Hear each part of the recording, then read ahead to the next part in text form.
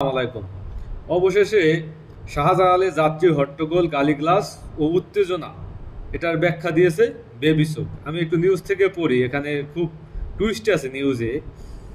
রাজধানীর হযরত শাহজালাল আন্তর্জাতিক বিমানবন্দরে এক যাত্রী মালামাল, পাসপোর্ট, অর্থ বোর্ডিং ব্রিজ এলাকায় ছুঁড়ে ফেলার ঘটনায় একটি ভিডিও সামাজিক যোগাযোগ মাধ্যমে ভাইরাল হয়েছে।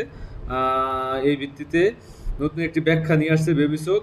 তারা দাবি করতেছে যে বুধবার ৪ঠা জুন রাতে এক বিবৃতিতে বেবিসোক জানায়, সাম্প্রতিক সময়ে কিছু ইলেকট্রনিক ও সামাজিক যোগাযোগ মাধ্যমে শাহজালাল আন্তর্জাতিক বিমানবন্দরে সংঘটিত ঘটনাটি বিভ্রান্তিকরভাবে ও অসম্পূর্ণ তথ্যের মাধ্যমে প্রচার করা হচ্ছে, যা বিমানবন্দরের কর্তৃপক্ষ ও সিভিল এভিয়েশন সংস্থার ভাবমূর্তি নষ্ট হইতেছে। তাদের আবার ভাবমূর্তিও আছে।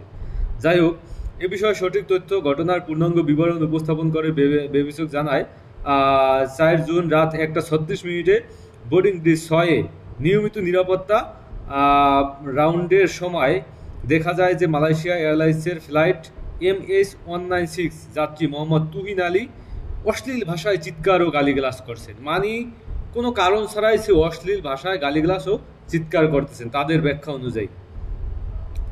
তো তারপর কি হলো, অশ্লীলভাবে তিনি গালিগালাজ ও চিৎকার করতেছেন। মালয়েশিয়া এয়ারলাইন্সের দুজন প্রতিনিধি তাকে শান্ত করতে এবং তার পাসপোর্ট ও ব্যাগ বুঝিয়ে দেওয়ার চেষ্টা করলেও তিনি তাদেরকে সহযোগিতা করেননি।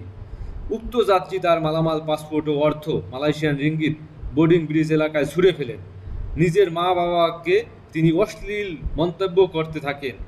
পরিস্থিতি ক্রমেই উত্তপ্ত হয়ে থাকে এবং আশেপাশের লোকজন জড়ো হতে থাকেন, যার ফলে এই বোর্ডিং ব্রিজে এই ফ্লাইটের স্ক্যানিং কার্যক্রম বিঘ্নিত হয়। এতে আরও বলা হয় যে পরবর্তীতে মালয়েশিয়া এয়ারলাইন্সের প্রতিনিধি ও নিরাপত্তা টিমের সদস্যরা ওই যাত্রীকে আগমনী ইমিগ্রেশনের প্রতিক্রিয়া সম্পন্ন করে তার ব্যাগেজ সংগ্রহের জন্য বেল্ট এলাকায় নিয়ে যাওয়ার চেষ্টা করেন, কিন্তু তিনি তা প্রত্যাখ্যান করেন এবং ১ নম্বর বেল্টের দিকে গালিগালাজ করতে চলে যান। ওই সময় তার আচরণ অস্বাভাবিক এবং অত্যন্ত আগ্রাসী ছিল। পরিস্থিতি নিয়ন্ত্রণে আসার পর তার ভাই ও চাচার সঙ্গে যোগাযোগ করা হয় এবং তারা জানান যাত্রী পূর্বেও মাদকাসক্ত অবস্থায় এমন আচরণ।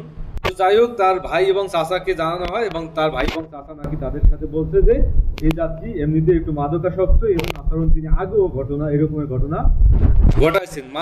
একটা চিন্তা করেন যে ভিডিওতে আমরা স্পষ্টভাবে দেখলাম যে তিনি তার লাগেজ খুললেন এবং লাগেজ খোলার পর হয়তো তিনি কোনো কিছু পান নাই, তারপর তিনি কিন্তু ছুঁড়ে মারলেন, তারপর কিন্তু তিনি উত্তেজিত হয়েছেন। ঘটনার যদি আপনি দেখেন, তো এরা আসলে কিভাবে নাটক বানাইয়ে তারপর প্রচার করতেছে, কল্পনা করা যায়।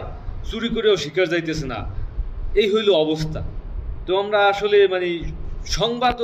সংবাদও মিথ্যা করে, একজন প্রবাসী তার যদি সুস্থ স্বাভাবিক না হয়, তাহলে সে কাজ করিয়া তারপর বিদেশ থেকে তিনি রিঙ্গিত নিয়ে তারপর মালামাল নিয়ে তারপর দেশে ফিরে যাইতেছেন। হঠাৎ করে তিনি একেবারে কোনো কারণ ছাড়াই বিমানবন্দরেই তিনি উত্তেজনাপূর্ণ আচরণ করতেছেন। এই হইল তাদের বেবিসোকের ব্যাখ্যা।